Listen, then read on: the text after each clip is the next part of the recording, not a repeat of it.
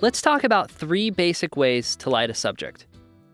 My favorite way to light a subject is by using available natural light. This is as simple as finding good light nearby. Obviously, this is going to work best during the daytime, and it's used most often for run-and-gun interviews.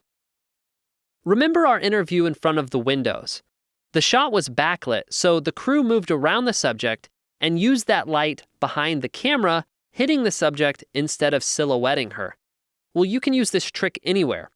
One way to quickly check what the light will look like on a subject's skin tone is to hold up your hand to see how the light is hitting it. So, which way should the subject be facing in this situation? Obviously, you would want their face here, where the light is hitting them through the window. You can also use an on-camera light. Some cameras have them built in. Others have a place where you can attach a light. This hot shoe-mounted LED light helps to fill in the shadows on our subject's face. These are great for run-and-gun interviews, especially at night. Here's a before and after. In our interview in the library, our crew used a single light. If you have only one light, place it at about a 30-degree angle from the subject, and that'll get you a long way towards better lighting for your interview.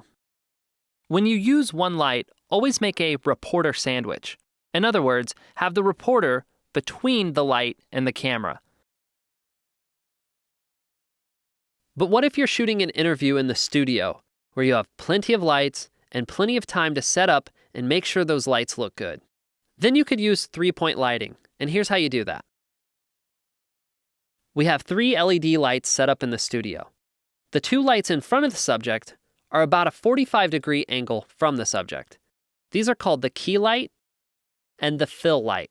The third light is behind our subject, opposite of the key light, and this is called the hair light or the kicker light.